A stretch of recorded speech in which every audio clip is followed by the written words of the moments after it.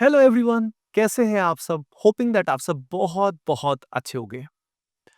बच्चों, +4 mark series को आज हम आगे बढ़ा रहे हैं और बहुत ही इंटरेस्टिंग कॉन्सेप्ट है जो एनटीए से नॉर्मली एक्सपेक्ट नहीं किया जाता कि वो पूछेंगे उसको, लेकिन भैया पूछते हैं। एनटीए कुछ भी कर सकता है। ठीक है, तो बड़ा इंटरेस्टिंग कॉन्सेप्ट है जो बच्चों को बहुत डीप में नॉर्मली पता नहीं होता। वो है एनिलीन्स का कॉन्सेप्ट, और एनिलीन्स से सवाल किस तरह का आ जाता है, ये बड़ा इंटरेस्टिंग बात है कि यार उससे सवाल वो पूछ लेते हैं, और वो भी ये वाले कॉन्सेप्ट है। जैसे कि यहाँ पे सवाल आया हुआ है एजर्शन रीजन वाला, और एजर्शन रीजन के अंदर हमारे पास एनिलीन्स दिए हुए हैं, जैसे बेंजीन हो गया। ये जो एनिलीन है सीओटी, साइक्लो ऑक्टा टेट्राइन, हमें दे दिया है। उसके अलावा 10 मेंबर्ड एनिलीन भी हमें दे दिया है। तो तरह तरह के एनिलीन दे दिए हैं। अब ये जो एनिलीन्स हैं, इनके सवालों को सॉल्व कैसे करते हैं, तो ये सवाल की बात कॉन्सेप्ट पे हम आएंगे। लेकिन पहले एनिलीन्स को कैसे डील करना है, और ये जो एक्सेप्शनल कुछ क्वेश्चन है, ये कहाँ से आ गए, ये कॉन्सेप्ट कहाँ है? एनसीईआरटी में तो दिया नहीं रखा कहीं। तो जेईई मेन में कहने को तो बोला जाता है कि हाँ भाई प्रॉपर एनसीईआरटी ये वो, लेकिन जो सवाल आज के टाइम में कोचिंग्स में कराए जाते हैं, जो कॉन्सेप्ट्स कराए जाते हैं, वो एनटीए वहीं से बहुत सारे सवाल उठा लेता है। ये मतलब सच है। ठीक है, तो आप देख रहे हो ना, इसका मतलब प्रॉपर स्ट्रिक्टली एनसीईआरटी को फॉलो किया जा रहा है, ऐसा तो किसी भी एंगल से नहीं है। ठीक है, तो यहाँ पे अगर हम देखें, सबसे पहले अपने को जानना होगा कि भाई ये जो एनुलिन है, ये किस चिड़िया का नाम है, किसको बोलते हैं एनुलिन? तो देखो, एनुलिन जो होता है वो इस तरह का कंपाउंड होता है जिसमें एक रिंग होती है। कितनी रिंग होती है? एक रिंग होती है, यानी that compound is monocyclic. Second condition होता है इसमें इसमें पाई बॉन्ड्स होने चाहिए ऑल्टरनेट पोजीशन पे, यानी पूरा मॉलिक्यूल के अंदर ऑल्टरनेट पोजीशन पे पाई बॉन्ड्स होने चाहिए, तब जाके उसको एनुलिन बोलेंगे। जैसे कि बेंजीन में अगर बात करें, तो बेंजीन में देखिए आप, यहाँ पे 3 पाई बॉन्ड्स आपस में ऑल्टरनेट पोजीशन पे लाई कर रहे हैं। ठीक है, 3 पाई बॉन्ड्स ऑल्टरनेट पोजीशन पे लाई कर रहे हैं। सिमिलरली इसके बाद अगर मैं अगला एनिलीन जो यहाँ पे भी दिखा रखा था, सीओटी, साइक्लो ऑक्टा टेट्राइन, आप इसको देख सकते हैं। इसमें 4 पाई बॉन्ड्स आपस में क्या कर रहे हैं? रेजोनेंस कर रहे हैं, नहीं कर रहे, वो एक अलग कॉन्सेप्ट है, लेकिन पॉइंट ये है कि ये ऑल्टरनेट पोजीशन पे लाई कर रहे हैं। सिमिलरली यहाँ पे अगर मैं देखूं, इससे बड़ा एनिलीन अगर मैं देखूं, तो यहाँ पे ये हमारे सामने पेश किया गया है, और ये जो कंपाउंड है आप देख सकते हैं, इसके अंदर पाई बॉन्ड्स 5 पाई बॉन्ड्स हैं। इस पाई बॉन्ड को इग्नोर कर लेना, तो टोटल 5 पाई बॉन्ड्स है, और ये जो 5 पाई बॉन्ड्स है, ये ऑल्टरनेट पोजीशन पे लाई कर रहे हैं। तो एनिलीन किसको बोलते हैं, ये समझ में आया? एक सिंगल रिंग होती है, उस रिंग के अंदर पाई बॉन्ड्स ऑल्टरनेट पोजीशन पे होते हैं, और पूरी रिंग के अंदर होते हैं, ये नहीं कि कहीं पे मिसिंग हो, ऑल्टरनेट पोजीशन पे सब पे आएंगे। राइट, तो इनको एनिलीन्स बोलते हैं, इस क्लास ऑफ कंपाउंड्स को एनिलीन बोलते हैं। अब इससे सवाल जो बनते हैं, वो बनते हैं रिगार्डिंग एरोमेटिसिटी। रिगार्डिंग एरोमेटिसिटी, कि भाई इनका एरोमेटिसिटी चेक करो। अब एरोमेटिसिटी की नॉर्मल कन्वेंशनल बातें तो हम नहीं करने वाले, यहाँ पे जो खास की कॉन्सेप्ट है उसके बारे में बात कर लेते हैं। नॉर्मली बच्चों को इसके अंदर डाउट ये आता है कि सर रिंग का साइज किससे बड़ा है? जैसे रिंग का साइज अगर मान लो, नॉर्मली बच्चे सोचते हैं कि रिंग का साइज जब 8 या 8 से ज्यादा बड़ा है, तो वो कभी एरोमेटिक नहीं हो सकता, या वो हमेशा नॉन प्लेनर होगा। तो चलो ये सारे डाउट्स को रिजॉल्व करते हैं। जैसे कि ये जो पर्टिकुलर एग्जांपल आपको दिखाई दे रहा है, अब इस एग्जांपल में इसका जो रियल शेप होता है ना, वो होता है कुछ ऐसा। 3 डायमेंशनल शेप जो होता है इसका, वो कुछ ऐसा होता है, विच इज नॉन प्लेनर। आप देख सकते हो फिसलन पट्टी की तरह, एक फिसलन पट्टी होती है ना, या स्केटिंग के दौरान इस तरह के जो प्लेटफॉर्म्स बने होते हैं स्केटिंग करने के लिए। ठीक है, वो उसकी तरह है ये। अब इसके कारण क्या होता है, अब ये जब नॉन प्लेनर होगा, तो यहाँ पे क्या होगा, यहाँ पे रेजोनेंस नहीं हो पाएगा, इन पाई बॉन्ड्स के बीच में रेजोनेंस नहीं होगा, क्योंकि पाई बॉन्ड्स में रेजोनेंस होने का एक बहुत इंपॉर्टेंट कंडीशन होता है प्लेनैरिटी। प्लेनैरिटी का मतलब ऑर्बिटल्स आपस में तभी ओवरलैप कर पाएंगे जब वो अलाइन हो पाएंगे। अगर ये डिफरेंट प्लेन्स में लाई करेंगे, तो उनमें आपस में ओवरलैप ही नहीं हो पाएगा। ओवरलैप नहीं हो पाएगा तो रेजोनेंस कैसे होगा?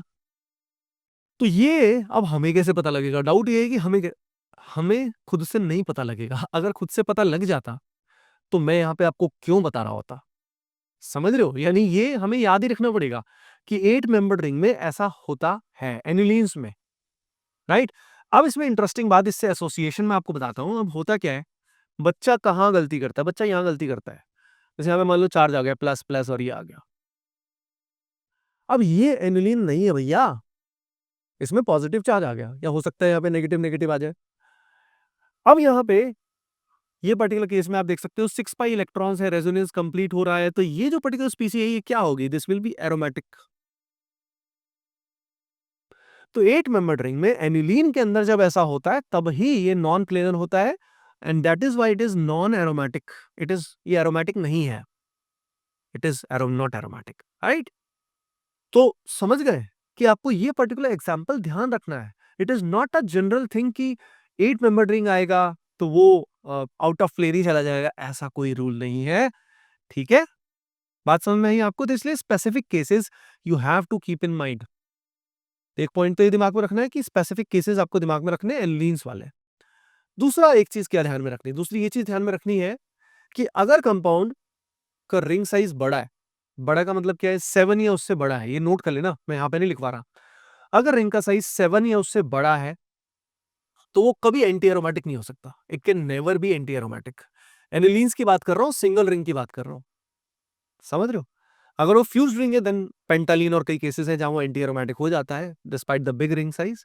पर अगर वो सिंगल रिंग है और रिंग का साइज 7 या उससे अधिक है, it can never be anti aromatic, because एक बुक में बड़ी अच्छी लाइन लिखी हुई है, the ring goes out of the plane in order to avoid anti aromaticity. Anti aromaticity को अवॉइड करने के लिए रिंग जो है वो आउट ऑफ प्लेन चली जाती है, समझ रहे हो? तो बड़ी रिंग्स में 7 या उससे अधिक में कभी भी एंटी एरोमेटिसिटी नहीं होगा। ये टिप हो गया। और नॉन एरोमेटिक के लिए स्पेशल केसेस आपने देख ही लिए, जैसे कि एनिलीन, ये इसका केस देखा। यहाँ पे ये जो पर्टिकुलर एनिलीन है जिसका साइज 10 है, टोटल 10 एटम्स हैं यहाँ पे भी क्या होता है, ये भी नॉन प्लेनर होता है, this is also non planar. इसका शेप उतना कोई रेनाउंड नहीं है, लेकिन अपने को ध्यान रखना है कि ये भी नॉन एरोमेटिक होता है। तो ये जो दोनों केसेस है ये इतने स्पेशल है कि आजकल बार बार रिपीट होते हैं, तो आपको दोनों दिमाग में रखने हैं। और ये क्लास में हम स्टैंडर्ड बताते ही हैं, कोटा में हर टीचर बताता है, इट्स नॉट अबाउट मी, मतलब एवरीबॉडी टेल्स इट, सब बताते हैं, कोटा में तो खास तौर पे। और अब जो कोटा में चलता है वो बाकी जगह भी चल ही रहा होगा, तो अब के लिए ये एग्जाम्पल नॉर्मली काफी कॉमन हो गया है। पर ओवरऑल पिक्चर समझ रहे हो? जो डाउट रहता है ना कि 8 से बड़ी रिंग में क्या होगा, एनिलीन्स में क्या होगा, ये समझ में आया आपको? एनिलीन्स में 8 और 10 दिमाग में रखिए आप, इसके अंदर क्या हो रहा है, राइट? ये स्पेशल केस है। लेकिन इसके अलावा अगर यहाँ चार्ज आ जाए तो समझ जाइए कि चार्ज के अंदर अगर एरोमेटिसिटी हो रही है तो भैया प्लेनैरिटी का कोई दिक्कत नहीं है, प्लेनर हो जाएगा वो, समझ रहे हो? तो इसलिए specific cases you have to keep in your mind. जैसे कि बड़ा अच्छा एग्जांपल है जिसमें सीओटी दिया हुआ और सीओटी के साथ हमारे सामने दे दिया 2 यूनिट्स ऑफ पोटेशियम। अब 2 यूनिट्स ऑफ पोटेशियम हमें दे दिया। अच्छा, ये सवाल जो है ना ये आप सभी को सॉल्व भी करके देखना है, ठीक है? और कमेंट सेक्शन में बताना है कि ये जो बनेगा वो एरोमेटिक है, एंटी एरोमेटिक है, नॉन एरोमेटिक है, ठीक है? मैं अब इस सवाल का कुछ हिंट दे रहा हूँ, पूरा नहीं बताऊंगा, ठीक है? पूरा नहीं बताऊंगा। 2 मोल है पोटेशियम के और पहला मोल क्या करेगा, 1 मोल ऑफ इलेक्ट्रॉन देगा। ये इलेक्ट्रॉन कहाँ जाएगा, किसी एक कार्बन के पास जाएगा जिससे पाई बॉन्ड शिफ्ट हो जाएगा। अब पाई बॉन्ड शिफ्ट होके क्या होगा, फिर अगला मोल जो बचा हुआ है वो क्या करेगा, उससे कुछ बनेगा और जो बनेगा वो एरोमेटिक बनेगा, एंटी एरोमेटिक बनेगा या नॉन एरोमेटिक बनेगा, ये आप सभी को कमेंट सेक्शन में बताना है। देखते कितने बच्चों का सही होता है। तो एरोमेटिसिटी जो कॉन्सेप्ट है एज अ होल, इसमें एनिलीन्स जो है खास तौर पे इससे आजकल सिग्निफिकेंट क्वेश्चन आए हैं। और ये जो क्वेश्चन आया था उसी पर्टिकुलर सीरीज में कुछ क्वेश्चन और भी डिफरेंट शिफ्ट्स में थे जिनमें ये पर्टिकुलर एनालिसिस जो है 8 मेंबर की और 10 मेंबर की यूज की गई थी। जेई मेन में अगर मैं ओवरऑल बात करूं तो एरोमेटिक से रिलेटेड जो है क्वेश्चंस जो है वो ठीक ठाक आते हैं। तो एरोमेटिक से रिलेटेड एक और वीडियो मैंने बना रखा है ऑलरेडी, उसको आप देख सकते हैं, that will also help you, है ना बच्चों? So I think that is it for this particular video, and next video में अगेन हम कुछ इंटरेस्टिंग कॉन्सेप्ट लेकर आएंगे। मिलते हैं अपन नेक्स्ट वीडियो में। Bye bye, take care and keep doing well, love you all.